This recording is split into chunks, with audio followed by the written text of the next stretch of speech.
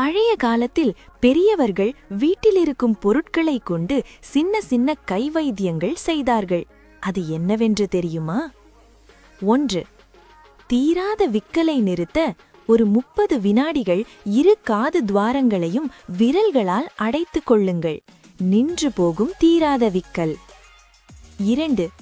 ஒரே ஒரு சிறு கரண்டி அளவுக்கு சர்க்கரையை வாயில் போட்டு சுவையுங்கள். பறந்து போகும் விக்கல். 3. கொட்டாவியை நிறுத்த கொட்டாவி வருவதற்கான காரணம் ஆக்சிஜன் பற்றாக்குறைதான். ஒரு 4 அல்லது 5 தடவை நன்கு மூச்சை இழுத்து விடுங்கள். கொட்டாவி போய் நன்கு சுறுசுறுப்பாகி விடுவீர்கள். 4. உடல் துர்நாற்றத்தை போக்க நீங்கள் குளிக்கும்போது தண்ணீரில் ஒரே ஒரு தக்காளி பழத்தின் சாற்றினை கலந்து பிறகு குளிக்கவும். நாள் முழுக்க புத்துணர்வுடன் இருக்கலாம். 5. வாய் துர்நாற்றத்தால் கஷ்டமாக உள்ளதா? கவலை வேண்டாம். எலுமிச்சை சாற்றில் சிறிது உப்பு சேர்த்து குடித்து வந்தாலும் வாயை கொப்பளித்து வந்தாலும் வாய் துர்நாற்றம் நீங்கும். 6. தலைமுடி வயிற்றுக்குள் போய்விட்டதா? பயப்பட வேண்டாம். வாழைப்பழத்தினுள் அல்லது வெற்றிலையில் ஒரு நெல்லை வைத்து விழுங்க முடி வெளியேறி பேதியும் நிற்கும். 7. வேனல் கட்டி தொல்லையா? கவலை வேண்டாம். வெள்ளை பூண்டை நசுக்கி சிறிது சுண்ணாம்பு கலந்து கட்டி மீது தடவி வர அது உடையும். 8. 3 ஏலக்காயை பொடியாக்கி நெய்யை பொடி மூழ்குவளவு ஊற்றவும். பிறகு கலக்கி வடிகட்டி எடுத்து 2 சொட்டுகள் படுத்தவாறு மூக்கில் விட்டு கொண்டால் மூக்கடைப்பு நீங்கும். 9.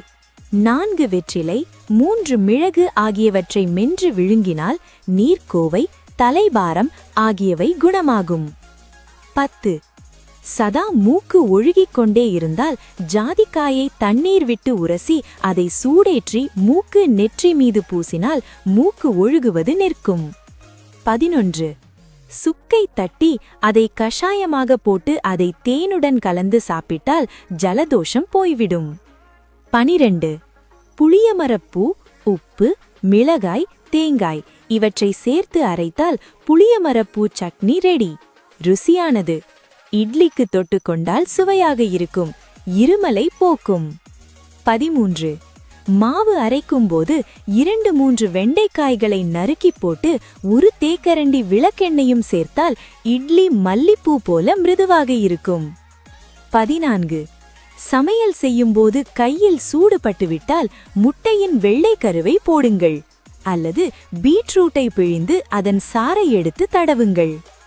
15. பாகற்காய் கசப்பு நீங்க அரிசி களைந்த நீரில் 5 நிமிடம் பாகற்காயை ஊற வையுங்கள்.